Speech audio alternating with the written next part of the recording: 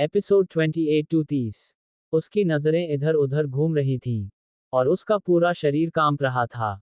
अर्जुन को देखते ही वह घुटनों के बल नीचे आया और गिड़गिड़ाते हुए बोला, अर्जुन, भाई अर्जुन, चूंकि मैं डिप्टी मैनेजर शर्मा का सहकर्मी हूं, इसलिए कृपया इस बार मुझे माफ कर दीजिए। मैं ऐसा फिर कभी नहीं करूंगा। अर्जुन की आंखें क्रोध से ठंडी हो गई थीं। मैं उसे इस सिटी में कभी नहीं देखना चाहता। हाँ, मिस्टर कपूर, कबीर भूमिगत दुनिया का आदमी था, इसलिए वह अर्जुन के शब्दों के पीछे का अर्थ आसानी से समझ सकता था। सिर्फ एक आंख के इशारे से दो लोगों ने गेविन को पकड़ लिया, जो माफी के लिए रो रहा था और चीख रहा था, और उसे घसीटकर दूसरे कमरे में ले गया। गेविन इतना डर गया कि उसने खुद को वहीं गीला कर लिया और गंदा कर लिया, जिससे उसके शरीर से दुर्गंध आने लगी। अब आपकी बारी है, रेटन, अर्जुन ने कहा। रे ने अपना सिर झुका लिया और जबरदस्ती मुस्कुराया। मी कपूर, चूंकि मेरे चाचा हेनरी टन हैं और आप उनसे परिचित हैं, इसलिए कोई दुश्मनी न करें। इस बार मुझे जाने दें और मैं फिर कभी इस सिटी में कदम नहीं रखूंगा। रे ने पहले ही इस बारे में सोच लिया था। मी कपूर चाहे कितने भी शक्तिशाली क्यों न हो, वे शायद थोड़े ज्यादा ही सक्षम थे। अगर मी कपूर ने वास्तव में उनके साथ कुछ किया होता तो उनके चाचा निश्चित रूप से इस आदमी को नहीं छोड़ते। इसलिए उनका आत्मविश्वास थोड़ा और बढ़ गया। तुम दुश्मनी मत फैलाओ। ये सुनकर अर्जुन हंस पड़ा। क्या तुम जानते हो कि वह औरत कौन है जिस पर तुम हाथ डालने की कोशिश कर रहे थे? रे को वास्तव में कुछ पता नहीं था। ये सिर्फ एक महिला है। क्या मिस्टर कपूर वाकई इसे जीवन मरण की लड़ाई में बदलना चाहते हैं? जीवन और मृत्यु का संघर्ष। अर्जुन की अभिव्यक्ति लगभग तुरंत ही कठोर हो गई, क्योंकि उसकी दृष्टि वैविध्यपूर्ण हो गई। अनिका शर्मा मेरी पत्नी है। धम्म। रे कांप उठा। एक पल में पता चला कि मामला गंभीर हो गया है। उन्होंने किसी और की पत्नी के साथ इंटरव्यू कर दिया था। धिक्कार है। मिस्टर कपूर, ये लगभग एक ही बात है। मैं माफी के तौर पर 5 लाख का मुआवजा चाहता था, कृपया इसे अपने मानसिक मुआवजा मान लें। रे इनसाइड इनकाउंटर था, लेकिन उसने सामान होने का खुलासा किया। रे के लिए 5वां लाख फायदा अधिक था। क्या तुम कागजात के बारे में बात कर रहे हो? अर्जुन ने भिक्षु कहा। कबीर, उसे 3 मिलियन दे दो। कबीर ने बिना किसी हिचकिचाहट के पैसे निकाले। वह एक आदमी को अपने साथ ले गया और खुद पैसा निकाल लिया। पूरी प्रक्रिया में 5 मिनट से भी कम समय लगा, क्योंकि फोटो टेबल पर 3 चांदी के ब्रीफकेस दिखाई दिए, जिसमें शामिल होने पर पता चला कि वे सभी लाल सिक्के से शुरू हो गए थे। ये थे पूरे 3 करोड़ नोट। रे के खूबसूरत पर ठंडा खाना आया। उसका मुंह का कोना फाड़ उठा। मिस्टर कपूर, आपका क्या मतलब है? मैं तुम्हारी 3 टांगे खरीद रहा हूं। अर्जुन की आवाज की इच्छा थी। उनके भाषण के तुरंत बाद कबीर के एडमियों ने रे को जमीन पर पीठ के बल दबाया और उसके कपड़े उतारे, केवल गंदे ही कपड़े पहने। रे और डर गया था। मिस्टर कपूर, मेरे अंकल हेनरी टन हैं। आप ऐसा नहीं कर सकते। रे ने चिल्लाते हुए कहा, लेकिन यह व्यर्थ था। अगर तुमने मुझ पर हाथ उठाया, तो मेरे चाचा निश्चित रूप से तुम्हें नहीं छोड़ेंगे। अर्जुन ने कुछ नहीं कहा, बस अपनी इनलाइन बंद कर लें। कबीर ने अपने हाथों से मेटल का बल्ला उठाया और रे पर दे मारा। पूरे कमरे में एक दिल दहलाने वाली चीख गूंज उठी। रे का चेहरा काला हो गया था और उसके पत्थरों से बने खिलौनों की बड़ी बड़ी बंदूकें गिर रही थीं। उसकी पीठ झुकी हुई थी। वह एक शब्द भी नहीं बोल पा रहा था और केवल गुनगुना सकता था। उसी समय 5 Audi A8 L blue star club के सामने रुक गए। हेनरी टन कार से बाहर निकला और उसके पीछे इस सिटी का मेयर था। हेनरी का पीछा करने के लिए अपने सचिव के साथ लेकर आए थे, इसलिए राहुल सैंडर्स ने नामांकन वापस ले लिया था। प्रोफेसर हेनरी, कृपया धीमी गति से मोशन पिक्चर। जैसे ही राहुल को मेडिकल क्षेत्र के दिग्गज हेनरी के इस शहर में आने की खबर मिली, वे प्रोफेसर को लेने के लिए खुद की हवाई सुरक्षा पर पहुंच गए। इस प्रमुख व्यक्ति के लिए इस शहर में आना एक बड़ा सम्मान था और राहुल ने उनके शानदार आतिथ्य के साथ स्वागत करने का इरादा किया। हालांकि हेनरी ने उसे ब्लू स्टार क्लब की ओर से दौड़ तय करने के लिए कहा था। आखिरकार वह किस लिए हेनरी को व्यक्तिगत रूप से मिलने के लिए आमंत्रित कर रहा था, और जो उसे अत्यधिक चिंतित कर सकता था, ब्लू स्टार क्लब के प्रवेश द्वार पर काले सूट में कुछ हत्यारे थे।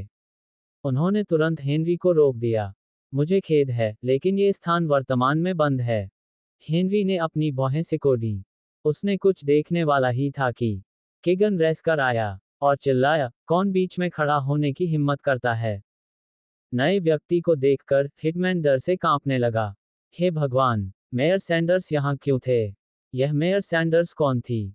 एक क्षण में ही पहलवान ने उन्हें बाहर दे दिया और जकड़कर हेनरी, राहुल और उनके समूह के बाकी सदस्य अंदर आ गए। जब राहुल ने देखा कि इलाके के लोग भरे हुए हैं, तो उसके अंदर एक आग जल उठी। ऐसा लगा कि उसे शहर से दुष्टों से मुक्त कराने के लिए जल्दी करना होगा। कॉलेज का दरवाजा धक्का से खुल गया। हेनरी ने तुरंत अंदर भागा और उसने देखा कि रे पर खून जमा देने वाली चीख निकल रही है। हालांकि उन्होंने अपने हितधारक को अस्वीकार कर दिया और अर्जुन के पास चले गए। लिटिल जैकर ने कहा, मी कपूर, देर से आने के लिए माफी चाहता हूँ। राहुल ने जब पीछे की ओर देखा तो उसे ऐसा लगा जैसे उसके पूरे शरीर पर बिजली गिर गई हो। ये देखकर वह चौंक गए। प्रोफेसर हेनरी एक यंग के सामने झटकाकर माफी मांग रहे हैं। अर्जुन ने मंद स्वर में सिर हिलाया। उदासीनता से खड़े होकर उसने पूछा, प्रोफेसर हेनरी, क्या इस पर आपकी कोई राय है? हेनरी ने फर्श पर चिल्लाते हुए रे की ओर देखा और फिर जवाब दिया, उसने इसके लिए कहा था। मिस्टर कपूर द्वारा उसे उसके गलत काम के लिए दंडित किया जाना उसका सम्मान है। उसका भतीजा अभी अभी अपंग हुआ था, लेकिन उस आदमी ने कहा कि यह सम्मान की बात है। कबीर ने ठंडी हवा में सांस ली। वह पहले से ही जानता था कि मिस्टर कपूर कोई आम आदमी नहीं है, लेकिन उसने कभी नहीं सोचा था कि वह इतना शक्तिशाली होगा। हेनरी टनर चिकित्सा जगत के महापुरुष थे, ईश्वर का उपचारक हाथ। उन्होंने कई प्रमुख हस्तियों को ठीक किया था। वह एक जीवित, सांस लेने वाला नेटवर्क था। हेनरी के कुछ ही शब्दों से कबीर आसानी से समाज में सबसे निचले स्तर पर गिर सकता था। उस समय रे अभी भी जमीन पर लेटा हुआ अपने चाचा को घूर रहा था और बुदबुदा रहा था, चाचा, मेरा बदला लो।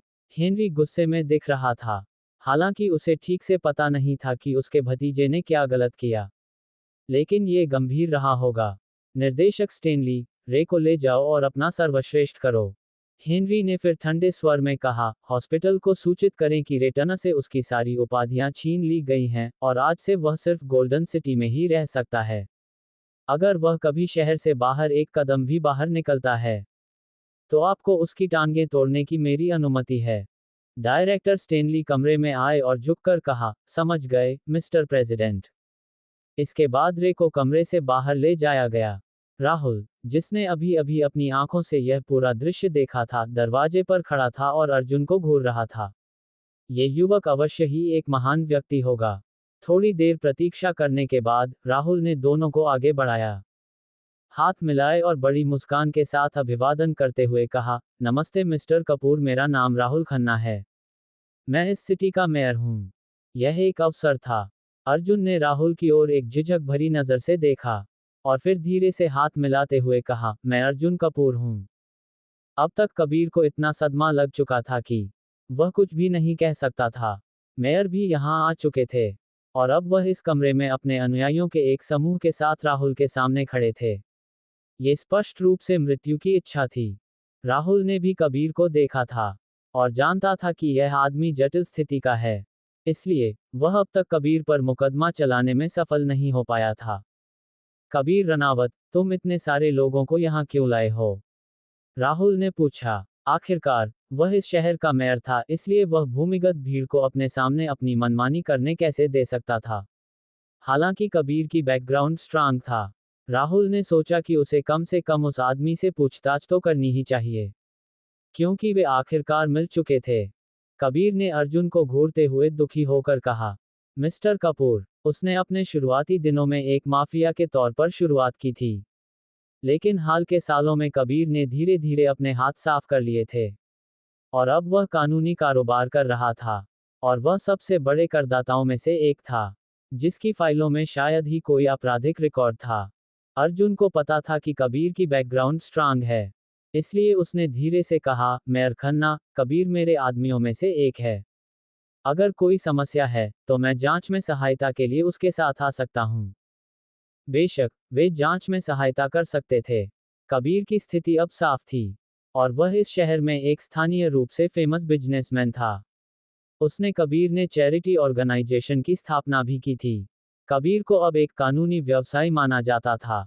उसने पहले से ही अपने सभी पिछले काले रिकॉर्ड का ध्यान रखा था। राहुल दंग रह गया। उसने हेनरी की तरफ देखा, फिर एक चमकदार मुस्कान बिखेरी और कहा, कृपया ऐसा मत कहिए मिस्टर कपूर। अगर ऐसा है तो परेशानी की कोई जरूरत नहीं है। अर्जुन ने और कुछ नहीं कहा, लेकिन हेनरी के साथ कमरे से बाहर चले गए और रास्ते में मिल की सर्जरी के बारे में चर्चा करने लगे।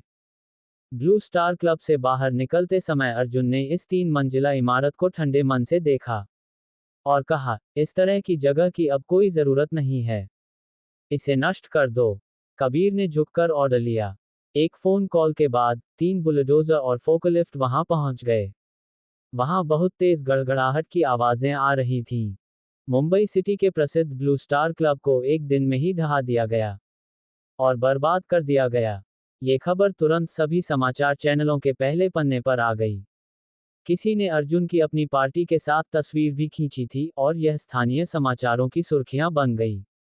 अर्जुन ऑडी में बैठ गया और हेनरी के साथ अहाना की स्थिति पर चर्चा करता रहा। हेनरी ने पहले ही आधे महीने तक अहाना की स्थिति पर शोध किया था और वह जो सफलता दर लेकर आया था वह 80% थी। इसका मतलब था कि पूरी तरह से ठीक होने की बहुत अधिक संभावना थी। वे अनिका को देखने के लिए हॉस्पिटल गए। वह अब सुरक्षित थी लेकिन सदमे के कारण अभी भी बेहोश थी। जैसे ही अर्जुन हेनरी, राहुल और कबीर को साथ लेकर हॉस्पिटल के प्रवेश द्वार से बाहर निकला, उसे अपने ससुर का फोन आया। सुरेश जी गुस्से में चिल्लाए, अर्जुन, तुम कहाँ भाग गए? वह पेंटिंग कहाँ है जिसे देने के लिए मैंने तुम्हें कहा था? थप्पड़। अर्जुन ने अपना माथा पीट लिया और फिर उसे याद आया कि आज सुबह वह सिविल गैलरी में एक पेंटिंग देने के लिए घर से निकला था। वह इसे कैसे भूल सकता था? बिना कुछ सोचे अर्जुन ने जल्दी से कहा, मुझे साउथ विले स्ट्रीट भेज दो। कबीर तुरंत अपनी बैंस का दरवाजा खोलने के लिए आगे बढ़ा और अर्जुन को अंदर बुलाया। हेनरी और राहुल भी अर्जुन को अपनी कार में बुलाना चाहते थे लेकिन वे कबीर जितने जल्दी नहीं थे। हेनरी ने कहा, चलो उनका पीछा करें। जल्द ही 5 ऑडी कारें बैंस के पीछे पीछे चलने लगीं और वे साउथ विले स्ट्रीट के पुराने आवासीय क्षेत्र की ओर बढ़ गईं। कार घर के सामने नहीं रुकी क्योंकि माया घर पर थी।